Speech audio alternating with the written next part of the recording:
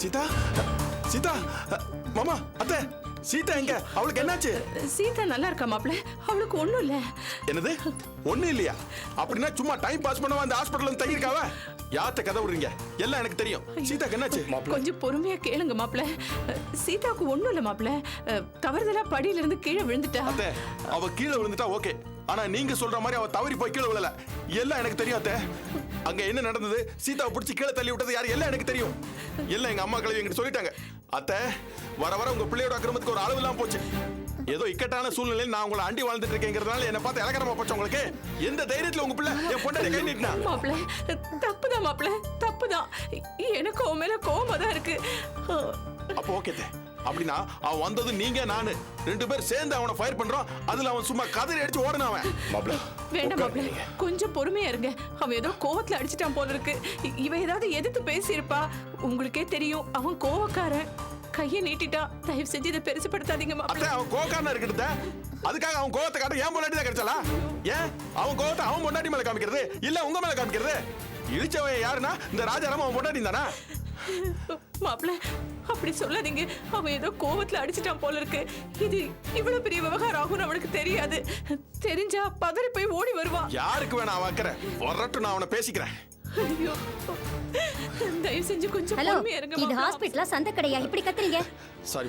Patient டிஸ்டர்பா இருக்காது. ஒண்ணு இல்லம்மா, இனிமே சத்தம் போட மாட்டோமா. அமைதியா இருங்க.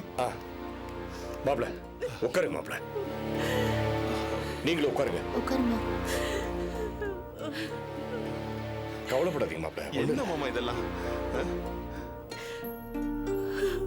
பிள்ளையப்பா,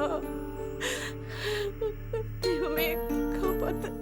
மாப்ள டென்ஷன் ஆகாதீங்க. கவலைப்படுற அளவுக்கு ஒண்ணும் இல்லைன்னு டாக்டர் சொல்லியிருக்காரு. அட போங்க மாமா.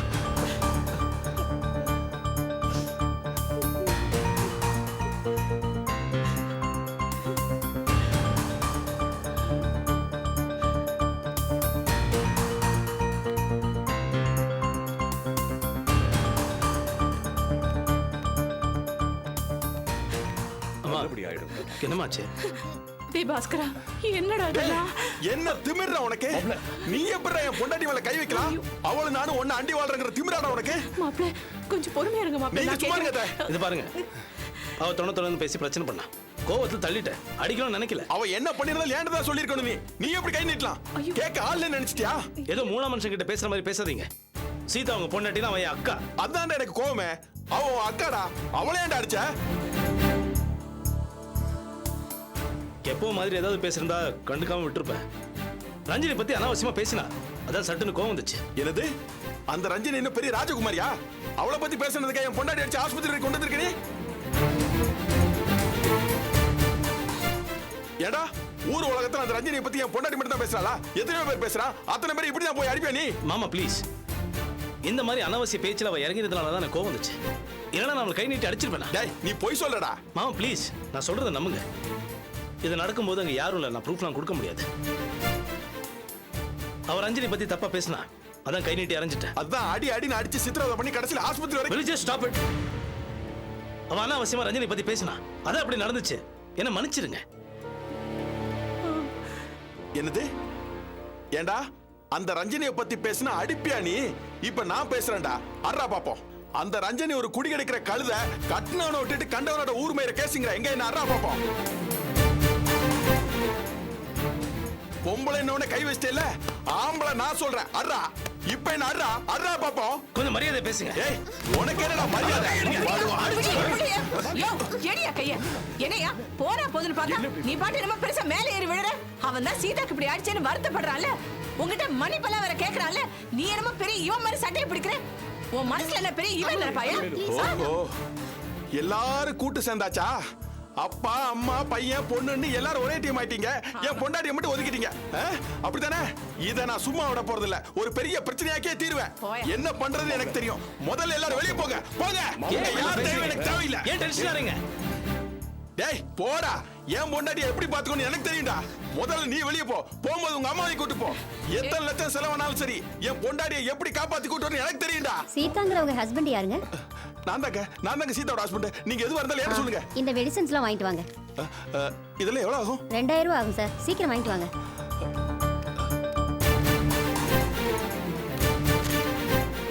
இந்த வெட்டி பேச்சுக்கெல்லாம் எந்த குறைச்சலும் இல்லை. வாங்க மாப்பிள்ள, வாங்க வாங்க. டென்ஷன் ஆகாம உட்காரு. வாங்க. ஒன்றும் குறைச்சல் இல்லை. கவலைப்படாம இருங்க மாப்பிள்ள. இன்னும் கொஞ்ச நேரத்துல பாருங்களேன், சீதாவுக்கு எல்லாம் நல்லபடியாயிடும்.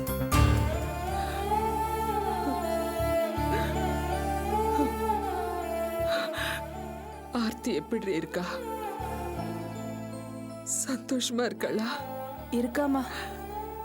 அவ முகத்துல எப்போதுமே இருக்கிற சந்தோஷம், கேலி, சிரிப்பு இப்ப எதுவுமே இல்ல. எனக்கே அவளை பாக்குறதுக்கு ரொம்ப கஷ்டமா இருந்துச்சு. பாவி மக, அவ சந்தோஷத்தையும் இழந்துட்டு நம்மளையும் வேதனைப்பட வச்சுட்டாளே. இதெல்லாம் தேவையாடி? பாவமா இருக்குமா. அந்த வீட்ல அவளால ஒட்டவே முடியல போல இருக்கு. ஏதோ தலையெழுத்துன்னு ஒவ்வொரு நாளும் அங்க ஓட்டிட்டு இருக்கா. என்கிட்ட ரொம்ப தூரம் மன்னிப்பு கேட்டு அழுதா. என் கல்யாணம் நின்னு போறதுக்கு காரணம் தான் தான்ற குற்ற உணர்ச்சி இன்னும் அவள்கிட்ட இருக்கு. நான் அவளுக்கு ஆறுதல் சொன்னேன். உன் மேல எனக்கு எந்த கோவம் இல்லைன்னு சொன்னப்ப அவ அழுதுட்டா. அம்மா, இந்த தீபாவளிக்கு அவளுக்கு நம்ம வீட்டுக்கு வரணும்னு ரொம்ப ஆசைமா. எனக்கு கூட அவளை கூட்டிட்டு வரணும்னு ரொம்ப ஆசைதாண்டி. இது அவளுக்கு தலை தீபாவளி வேற. ஆனா அபிய நினைச்சாதான் அவ பேச்சு ஆரம்பிச்சாலே எரிஞ்சு எரிஞ்சு விழறா. அவகிட்ட எப்படி எப்படி இத சொல்லி சம்மதம் வாங்குறது? அம்மா, ஆர்த்தி ஒன்னும் முறை சீரு வேணும்னு நினைச்சு இங்க வரணும்னு ஆசைப்படல. 2-3 நாள் பழையபடி நம்ம வீட்டுல இருக்கணும், உன் மடியில தூங்கணும், என்கிட்ட வம்பு கிழக்கணும், உன் கையால ஒரு வாய் சாப்பிடணும், மாமா மனோகர் கிட்ட கிண்டல் பண்ணி சண்டை போடணும். இப்படிலாம் சின்ன குழந்தை மாதிரி ஆசைப்படுறா. அவ கேட்கும் போது உண்மையிலே ஒரு சின்ன குழந்தை ஆசைப்பட்டு கேட்கிற மாதிரி இருந்தது. எனக்கு ரொம்ப கஷ்டமா போச்சுமா. ஏமா, அவளுக்கும் இதானம்மா வீடு. அவளுக்கு இங்க வரதுக்கு உரிமை இல்லையா? உண்மைதாண்டி. ஆனா இது அபிகிட்ட சொல்ல முடியுமா? சொல்லு. பார்வையிலேயே நம்மளை சுட்டிட மாட்டாளா? அவன் மனசு ஏன் தான் இப்படி பாரு மாதிரி இறுகி போச்சுன்னு தெரியல. சின்ன பொண்ணு கிட்ட போய் சரிக்கு சரி மல்லுக்கு நிக்கிறா. ஏமா, அபி அக்கா சைட்லயும் நியாயம் இருக்கே. ஆனா ஆர்த்திய பார்க்கவும் பாவமா இருக்கு. எடுத்து சொல்லணுமா? சொல்ற விதத்துல சொன்னா கண்டிப்பா. உள்ள போ. வாக்கா. என்ன உடம்பு சரியில்லையா? ஒன்றும் இல்லை. என்ன டயர்டா இருக்க? ரொம்ப வேலையா? ஆஃபீஸில் பல வேலை, பல பிரச்சனை. ஓ, மா இது வரேம்மா.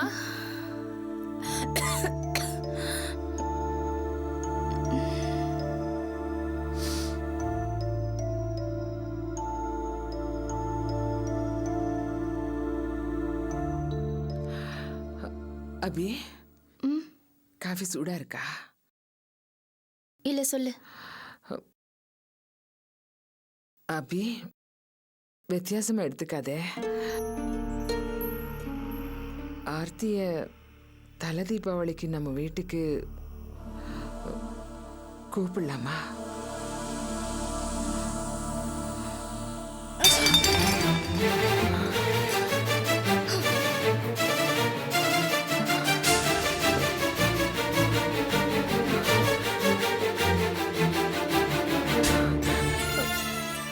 பாத்தியாடி, ஆர்த்தி பேச்சு எடுத்தாலே அவ என்ன காரியம் பண்றா பாத்தியா? இது பாரு, நீ அழாத. இது பாரு, அக்கா வந்தோடனே ஆபீஸ்ல ஏதோ பிரச்சனைன்னு சொன்னிச்சுமா. அங்க என்ன பிரச்சனையோ, அக்கா வந்தோடனே இந்த பேச்சு எடுத்திருக்க கூடாது. என்ன டென்ஷன்ல வந்துச்சோ. சும்மா இருடி, ஏதாவது சொல்லிட்டு இருக்காது. அம்மா, இந்த பாரு, இந்த பாருமா, அக்கா கிட்ட பேசலாம், மெதுவா பேசலாம். டம்ளரை தூக்கி இப்படி வீசி அடிக்கிறா. என் மூஞ்சில் அடிச்ச மாதிரி இல்ல இருக்கு. இது வரைக்கும் அவ எப்போது இந்த மாதிரி பண்ணாளா? நீயும் ஆர்த்தியும் இந்த மாதிரி பண்ணா அவ கண்டிச்சிட்டு இருப்பா. இப்ப அவளே இந்த மாதிரி பண்ணா நான் என்னடி சொல்றது? அம்மா இந்த பாருமா, அக்கா மனசுல 1000 வருத்தம் இருக்கும், அதனால கோவப்பட்டு இப்படி பண்ணிருக்கோம். என்னடி 1000 வருத்தம்? அப்படி இருந்தா தான் என்ன? என் மனசுல எவ்வளவோ வருத்தங்கள் இருக்கு. அம்மா, அதெல்லாம் சமாளிச்சுக்கிட்டு உங்களை வளர்க்கலையா?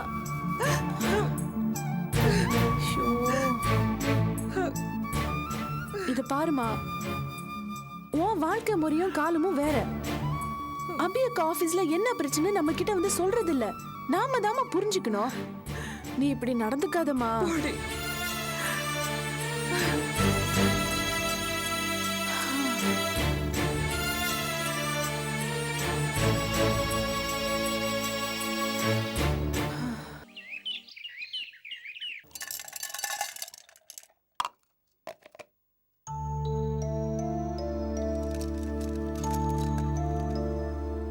நீ கொடுத்து அனுப்பின காஃபி ஃபுல்லா குடிச்சிட்டேம்மா. இது பாரு, கொஞ்சம் கூட மிச்சம் வைக்காம எல்லாத்தையும் குடிச்சிட்டேன். அம்மா என்னை மன்னிச்சிரு. உன்கிட்ட நான் அவ்வளவு மோசமா நடந்துக்கிட்டது தப்புதான். காஃபி எல்லாம் நேத்து நான் தூக்கி அடிச்சிட்டேன். ஆஃபீஸ்ல எனக்கு ஏகப்பட்ட டென்ஷன் அம்மா, அதான் அந்த மாதிரி நடந்துக்கிட்டேன். இருந்தாலும் அதை நியாயப்படுத்த முடியாது. I'm sorry.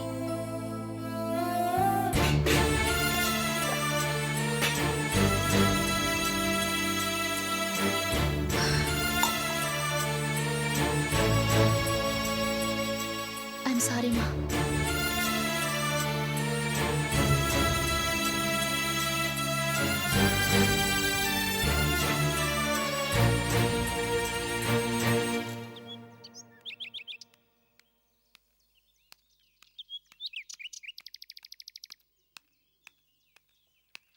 அக்கா, ஆபீஸ் கிளம்பிட்டியா?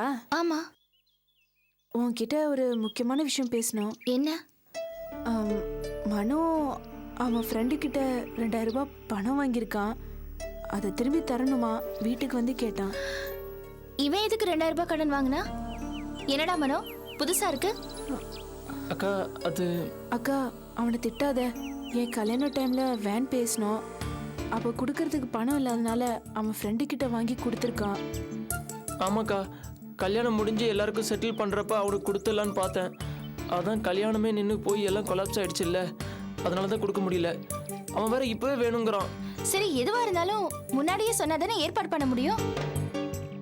அவன் வீட்டுக்கு வந்து கேட்குற வரைக்கும் ஏன் வாய மூடிட்டு இருக்கணும்? இப்போ திடீர்னு என்கிட்ட கேட்டா நான் எப்படி பணத்தை புரட்ட முடியும்? நான் என்ன பணத்தை கையில வச்சுக்கிட்டு அலையிறேன்? அக்கா, நீ உன் ஆஃபீஸில் ஒரு 10,000 ரூபாய்க்கு லோன் கேள, நம்ம இந்த கடனோட சேர்த்து மற்ற சில்லற கடனையும் அடைச்சிடலாம்ல. என்னடி லோன் அது இதுன்னு அறிவிக்கிட்டு தனமா பேசுற? ஆஃபீஸ்ல லோன் போடுறதுனா என்ன விளையாட்டு நினைச்சிட்டு இருக்கியா? அதுல 1000 பிரச்சனை இருக்கு. தெரிஞ்சா யோசனை சொல்லு, அப்படி இல்லைன்னா முட்டாள்தனமா பேசாத, புரியுதா? பெரிய யோசனை சொல்றான் யோசனை.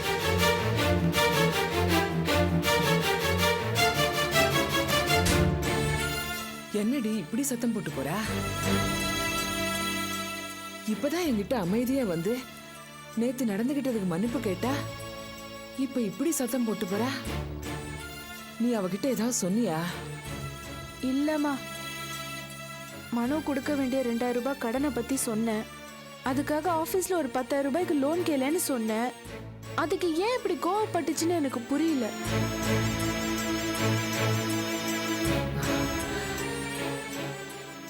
அபிக்கு என்னாச்சுன்னே தெரியலடி. அவகிட்ட இந்த பொறுமை எல்லாம் எங்க போச்சுன்னே தெரியல.